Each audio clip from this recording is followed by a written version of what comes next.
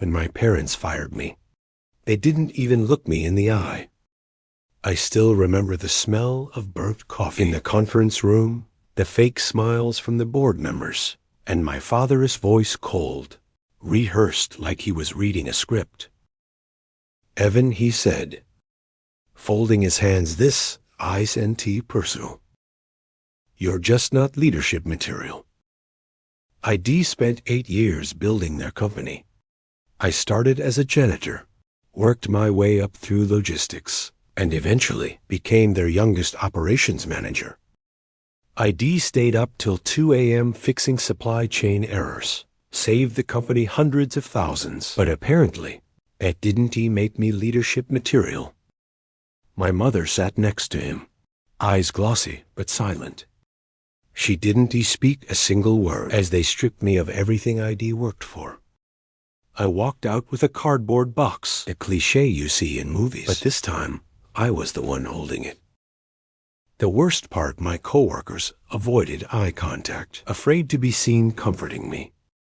My father's words echoed in my head all the way to the parking lot. "It's just business. Son, you'll understand someday." That was 3 years ago. Since then, I've built something of my own. A small logistics startup that turned into a regional powerhouse. Investors called me the underdog who refused to die, and now sitting in my new office, sleek glass-walled overlooking the city, I just got an email that made my heart stop. Subject: confidential acquisition opportunity. The sender: my parents' company. They're drowning in debt. And the email wasn't he just sent to me by accident. They're offering to sell to me. When I walked into that boardroom again, I almost left. Same long mahogany table, same stupid inspirational quotes framed on the wall. But this time I wasn't either employee. I was the potential buyer. My father looked smaller than I remembered. His once perfect hairline had surrendered to stress, and his expensive suit looked like armor that no longer fit the soldier inside. My mother smiled too quickly, that brittle kind of smile that cracks under pressure. "Evan," my father said, standing halfway unsure if he should shake my hand. "It's been a while." 3 years, I said flatly, sliding into the chair opposite him. But who is counting? They exchanged glances. The CFO, the same man who voted to fire me, started the presentation. Revenue decline, lost contracts, lawsuits, a downward spiral disguised by polite corporate language. And there it was, the number they wanted, $14.5 million for a controlling stick. I could be bought it with a single phone call. But I didn't eat. Not yet. "Why me?" I asked. Finally, eyes locked on my father. He swallowed. "You understand our systems. You know the business better than anyone. We trust you." I let out a short, humorless laugh. "You trust me, that's new." My mother reached across the table, her voice soft. "Evan, your father made a mistake." "We both did. But this company, our family, can't survive without you." For a moment, the old version of me, the desperate son who wanted their approval, wanted to say yes to be the hero. But then I remembered the night they fired me. The humiliation. The betrayal. So I leaned back and said quietly, "Maybe some lessons are meant to be permanent." The silence that followed was brutal. My father's jaw tightened. "So that's it? You're going to let your family fail?" I stood, collected my folder, and said, "No, Dad. I'm going to let you learn what leadership looks like." And as I walked out, I didn't look back. But inside, I wasn't calm. I was shaking. Because revenge feels powerful until it starts feeling personal. 2 days after the meeting, I got a call from my mother. Not an email. Not a formal request. Just her voice trembling and soft, like she deep practiced the tone. Evan, honey. She started, can we talk? Not about the company. Just talk. I hesitated. My assistant was staring at me from the glass doorway, a reminder that I had a dozen meetings lined up. But against every instinct, I said yes. We met at her favorite cafe, the same one she used to take me to after Little League games. She even ordered my old favorite, black coffee with too much sugar. Nostalgia. Manipulation disguised as comfort. She looked tired. Your father is not sleeping. He feels terrible. You know how proud he used to be of you. He just didn't know how to show it. I stirred my coffee slowly. He fired me, Mom. In front of the board. That's a strange way to show pride. Her eyes filled with tears. You don't understand, the company was struggling. Even then, he thought it would teach you how harsh the real world is. He thought you'd come back stronger. I almost left. Teach me a lesson, yeah. That lesson cost me everything. My career, my savings, and most of all, my trust. Mom, I said carefully, you didn't call me just to apologize. What do you really want? She blinked, caught off guard. Then quietly she said it. They're going to foreclose on the building next month. We'll lose everything. Your father's health is not good. Please, Evan. You could save us. The guilt hit like a wave. ID spent years waiting to hear that. Admit they were wrong. Now that they had, didn't he feel satisfying? It felt heavy. I'll think about it, I muttered. Standing up, she reached out, touching my wrist. You're better than him. Don't let bitterness make you cruel. I walked out before I could answer. But her words followed me, echoing in my head. That night, I couldn't sleep because maybe, just maybe, I was becoming the villain in my own story. I thought walking away from my parents would feel like victory. It didn't. Days passed. Their company kept sinking, and rumors started swirling through the industry like smoke. Then one morning my CFO, Lucas, knocked on my door with that nervous look that only he meant trouble, Evan. He said, sliding a folder across my desk. You need to see this. Inside were internal emails, leaks, confidential proposals. Someone had been feeding our competitors, including my parents' companies, sensitive information about our expansion plans. At first, I thought it was some random employee trying to make a quick buck. Until I saw the name Melissa Carter, my operations director, my right hand, my ex. We dated when the company was just a start-up. She believed in me when no one else did. She helped me build this empire from the ground up, and now she just sold me out. Lucas looked grim. We traced multiple data breaches back to our account. She has been in contact with your father for months. For a moment, the world tilted.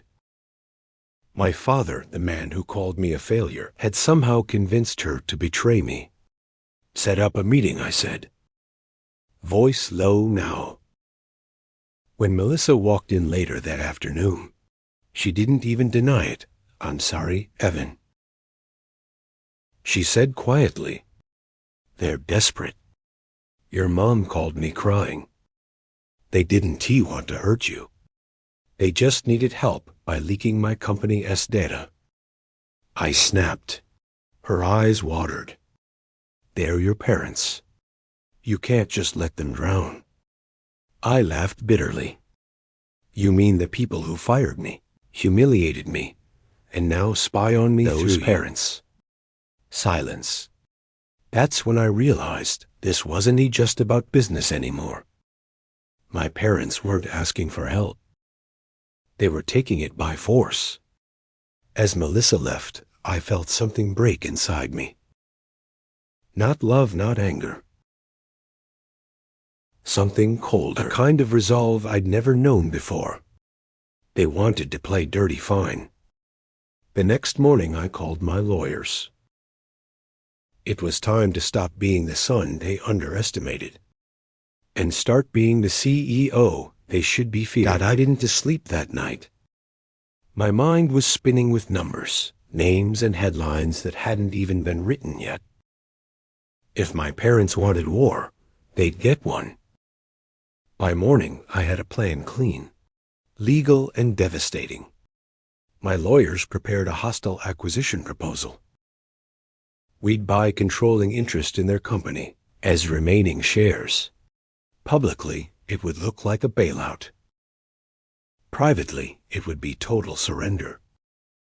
Within 48 hours, the financial news picked it up. Evan Clark as startup rumored to acquire Clark. Logistics of family power shift in motion. The irony was beautiful. The same journalists who once called me the prodigal son who couldn't handle pressure now praised my strategic genius. I almost smiled. Almost. Then my father called. Not my mother, him. His voice was steady, but I heard the exhaustion. You think this is funny? You're humiliating us publicly. You're destroying what we built. What you built, I said quietly. You mean I spent years holding together before you threw me out? He sighed. You're blinded by ego, Evan. You think power will fix that hole inside you, but it won't. Something in me snapped. Don't lecture me about ego, Dad. You fired your own son to feel superior. He went quiet for a moment. Then softly, I have cancer. The words froze me. It felt like the air was sucked out of the room. For a second, I thought he was lying, another manipulation. But his voice cracked in that human, raw way I hadn't heard in years. The doctors found it too late. He said it's bad. Didn't he tell your mother yet? Didn't he want pity? But I needed you to know before you burn everything. Silence. My heart was pounding. He didn't teabag. He didn't ask for forgiveness. He just said, do what you think you have to. But remember, this company was supposed to be your legacy too. And then the line went dead. For the first time in years. Didn't know what to feel. Rage, guilt, relief. All I knew was that I was standing on the edge of victory, and it suddenly felt a lot like defeat. Didn't tell anyone about my father's call. Not Lucas, not my board. Not even Melissa, who'd been radio silent since the betrayal. But his words haunted me. This company was supposed to be your legacy too. Legacy. That word gnawed at me until I couldn't focus. A week later, my mother showed up at my office, unannounced. She looked smaller, older. The kind of tired that seeps into your bones. She didn't ask to sit. She just handed me a thin manila folder. What is this? I asked. Her hands were trembling. Something your father never told you.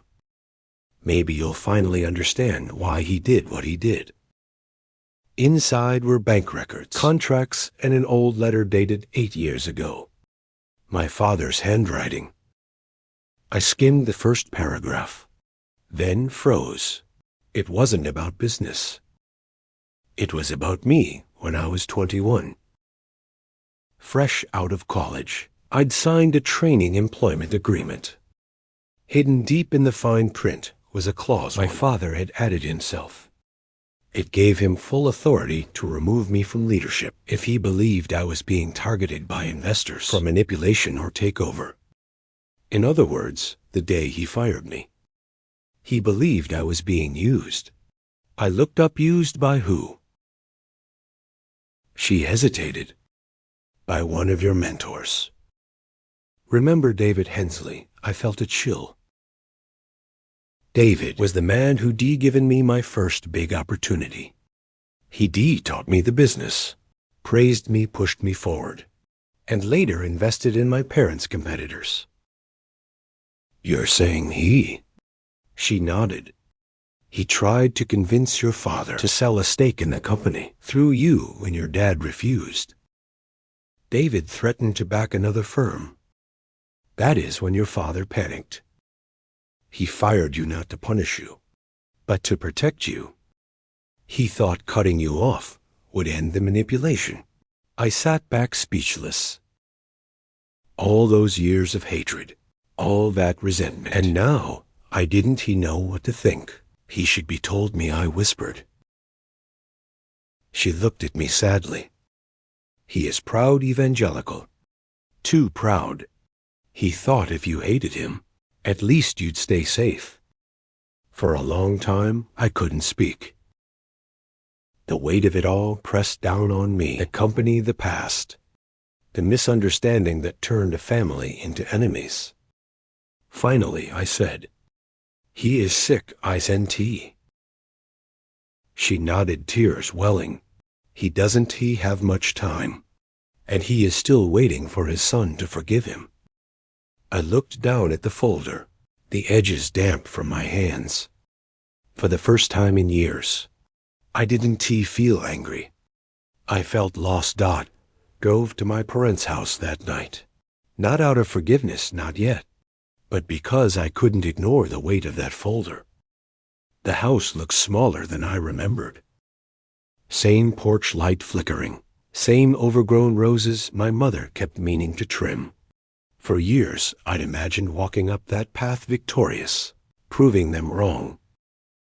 Instead, I felt nervous. My mother opened the door before I even knocked. He is in his office, she said softly. I found my father sitting behind the same oak desk. He once ruled the company from the same one where he told me I wasn't leadership material. Only now the desk was covered in medical forms and unpaid invoices. He looked up slowly. His face had aged a decade in 3 years. Did your mother tell you? He asked. I nodded. About David.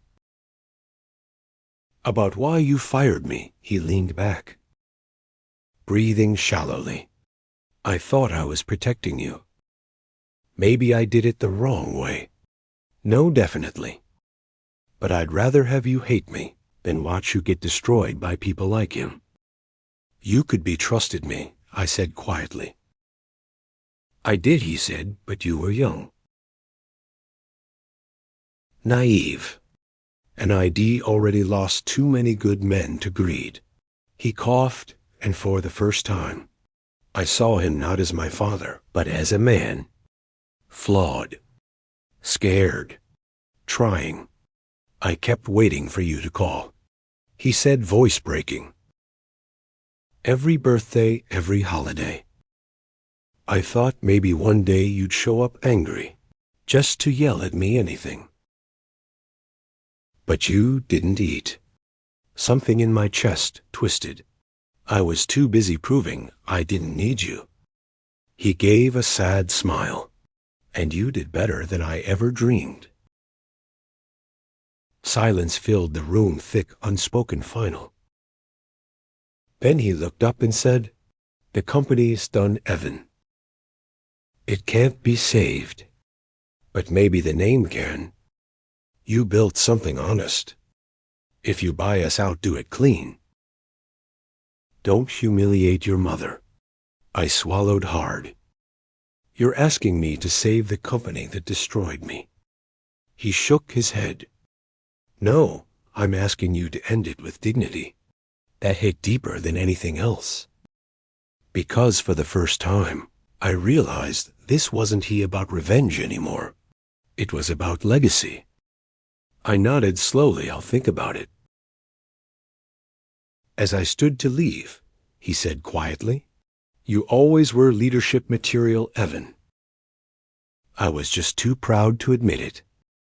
I didn't turn around because if I did, I wasn't sure I could hold it together. The next morning, I made my decision. I'd buy the company not to destroy it. Not to win, but to close the book with honor. My lawyers drafted the acquisition agreement. It was clean, fair, even generous. I discovered their debts, absorb their remaining employees, and fold operations into my own network. My parents would retain a symbolic 1% ownership, enough to keep the family name attached. When I signed the offer, I expected relief. Instead, I felt nothing. Just quiet exhaustion. But the silence didn't last. 2 days later, Lucas stormed into my office with a face like he'd seen a ghost. "Evan, you need to sit down." He dropped a stack of papers on my desk, board minutes, internal memos, and a fresh headline flashing on his phone. Whistleblower claims Evan Clark engaged in insider trading during family acquisition. I froze what Lucas pointed to. The documents. Someone leaked our private negotiation details to the press right before you finalized the deal. Now the SEC is sniffing around. The timing is too perfect. I flipped through the papers, my pulse pounding. Emails, real ones, but edited. Sent from my account. Fabricated to look like I'd manipulated the stock prices before the acquisition. And the sender's address in the metadata made my blood run cold. Melissa again. Lucas shook his head. "She is claiming she has proof you orchestrated this whole thing to tank your parents' company for profit." I stared at the window, trying to breathe. Melissa had gone from silent to vengeful. She'd sold me out once out of guilt. This time it was revenge. I slammed my hand against the desk. I gave her everything. I trusted her. Lucas's voice dropped. "Evan, this could ruin you. If the investigation goes public before we close, the deal collapses. You'll lose investors, clients, everything." My head was spinning. The empire I built, the one meant to prove I was more than their failure, was seconds from burning to the ground. And the cruelest part, if I fought back, I'd drag my dying father's name through the mud. If I stayed silent, I'd lose everything I'd built. For the first time, I realized revenge wasn't a straight line. It was a loop. I was right back where I started. It took me 12 hours to track Melissa down. She'd gone off the grid, no calls, no emails, nothing. But Lucas finally traced her through a wire transfer to a downtown hotel. When I arrived, she was sitting in the lobby, calm, composed, like she'd been waiting for me. "Evan," she said. Her voice soft. "I figured you'd come." I sat across from her. "You framed me." She didn't even flinch. "I told you before they were desperate. But this time, it wasn't to your parents who called." My jaw tightened. "Then who?" She hesitated, then slid her phone across the table. On the screen was an email chain, familiar names, familiar tone, and one name that made my stomach drop. David Hensley. The same investor who once tried to manipulate me through my father. Melissa's eyes filled with guilt. "He reached out to me a year ago. Said he wanted to fix old mistakes. He offered to clear my debts if I fed him info about your expansion plans. At first, I thought it was harmless. But then he told me about your father's illness before it was public. That's when I realized he was planning something bigger." I leaned back, stunned. "He wanted to ruin both of us." She nodded. "He said if you went down in a scandal, he'd buy your company for pennies." The leak wasn't just about revenge. It was his takeover play. My pulse hammered in my ears. The man who started this entire chain of chaos. The reason my father fired me. The reason my family fell apart. Had never really left. He did just switch targets. I tried to stop it, Melissa whispered. But by the time I did, he already had everything he needed. I'm sorry, Evan. I really am. Sorry those T-fix federal investigations, I snapped. She looked at me, then eyes red, voice shaking. Then let me make it right. What are you talking about? I kept the real emails, she said. The originals. I can prove he forged the ones he leaked. But once I release them, he'll come after me. He is dangerous. I stared at her. For all the damage she'd caused, part of me still saw the woman who once believed in me before anyone else did. If you do this, I said quietly, you will destroy him, but you will burn with him too. She smiled faintly. Maybe that's what I deserve. And before I could answer, she dropped her hotel key card onto the table and said, there is a flash drive in the room safe. Use it before he finds out I talked. Then she walked away, disappearing into the city's crowd like a ghost. That night, I opened the drive, and what I found. Didn't he just clear my name? It contained proof that David had been secretly manipulating multiple family-owned companies for years. But exposing him meant one thing, everything. My parents, my company. My revenge would become public. And some secrets, once revealed, can't ever be buried again. I sat in my office, the flash drive in my hands. The city lights blinking like distant stars. David Hensley had built his empire on manipulation, lies and fear. Exposing him would ruin him publicly, legally and financially. My name would be cleared, my parents' company saved in my hands, and I'd finally have justice. But at what cost? Every time I imagine the news headlines, I saw my father's fragile frame on the hospital bed. I saw my mother, her hands trembling as she read the story. I saw Melissa walking into the fire for me. And for the first time, I understood something my father had tried to teach me. All those years ago, revenge without mercy is hollow. I made a decision. I called my lawyers and told them to finalize the acquisition clean. Dignified, no public scandal. Then I encrypted the flash drive and stored it in a safe deposit box. David would be exposed one day. Yes, but not by me. Not now. I flew to my parents' house the next morning. My father was asleep, exhausted from treatments. My mother hugged me so tightly, I thought she might break. I don't understand. She whispered.